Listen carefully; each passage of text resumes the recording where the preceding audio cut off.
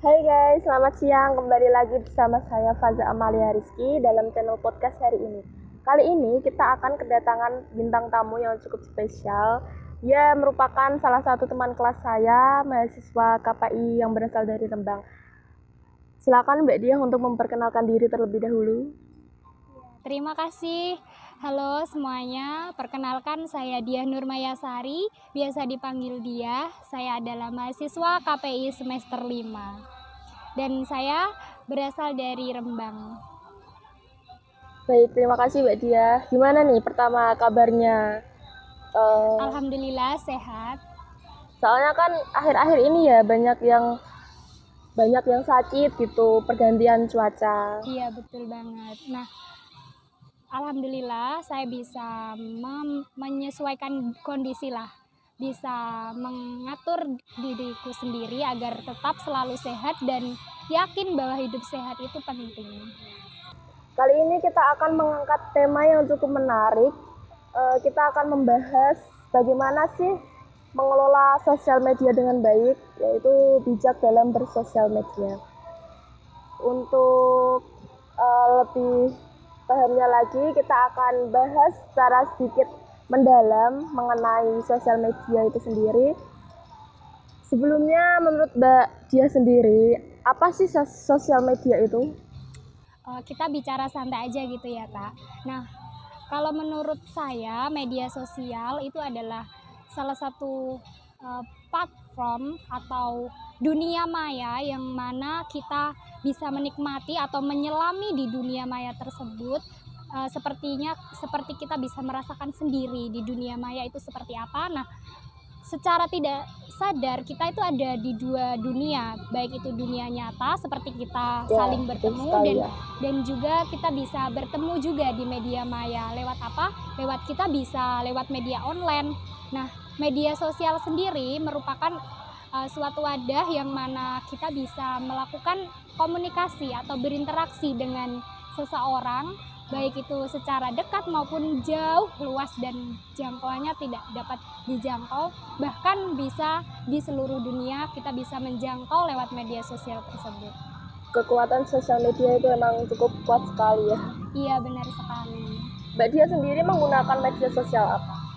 Kalau saya sendiri hampir saya menggunakan media sosial, baik itu aplikasi WhatsApp terutama karena itu sangat penting bagi Itu saya. berarti harian. Iya, betul sekali. Nah, kemudian saya juga menggunakan Instagram sebagai apa? Sebagai bahan untuk mencari informasi terpenting mulai dari pekerjaan, event lomba, event beasiswa atau yang lainnya. Sehingga apa? Saya bisa menemukan banyak informasi yang sangat tidak bisa saya bayangkan. Nah, dari Instagram sendiri saya juga mendapatkan informasi berita-berita terbaru dan juga tren-tren yang bisa saya kunjungi seperti itu.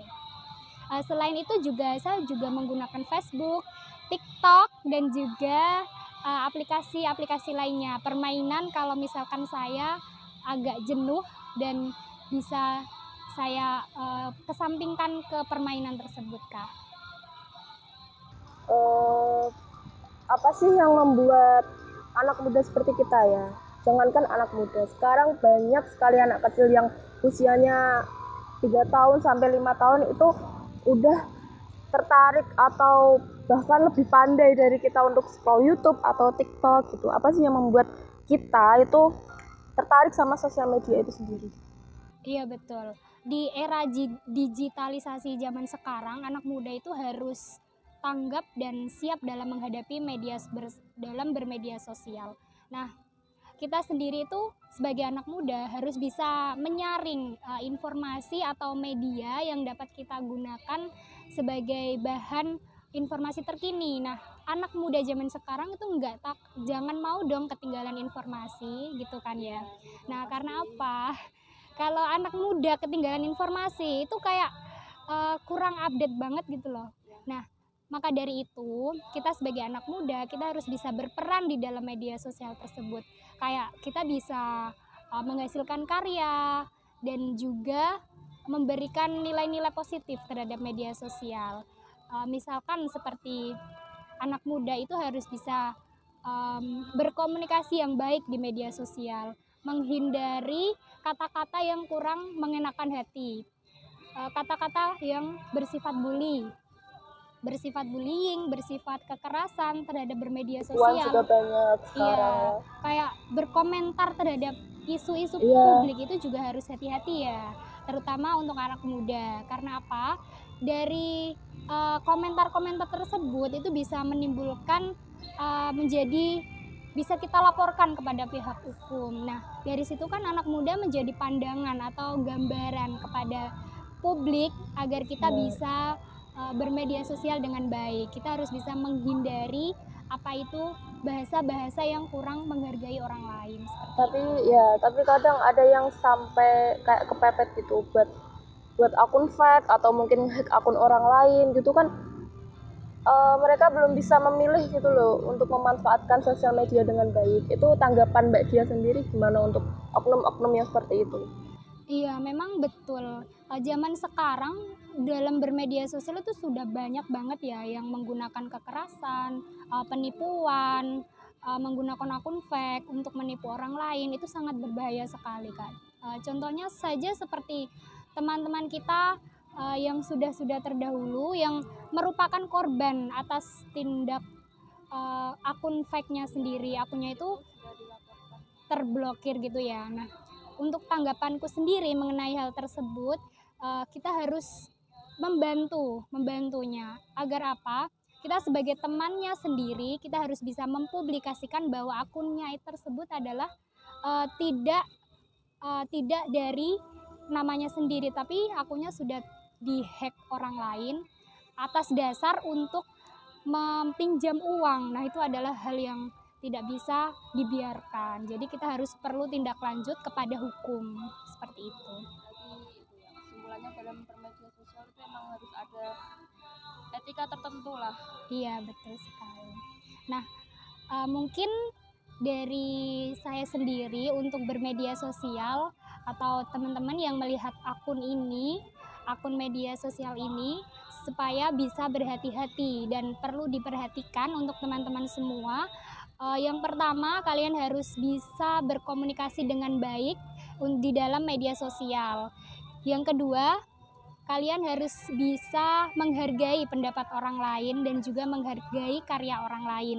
Terus yang ketiga, hindari kata-kata yang menimbulkan kata-kata bullying, sara dan juga kekerasan. Itu teman-teman, diingat ya.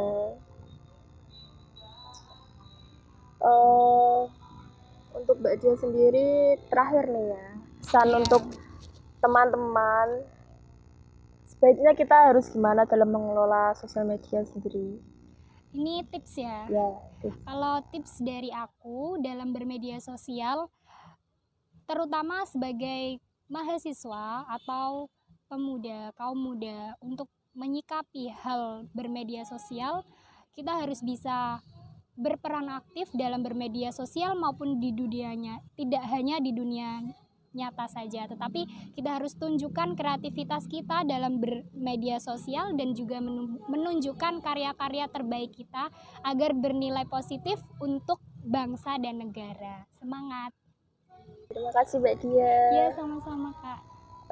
Jangan kapok-kapok untuk kita bikin podcast kayak gini lagi ya.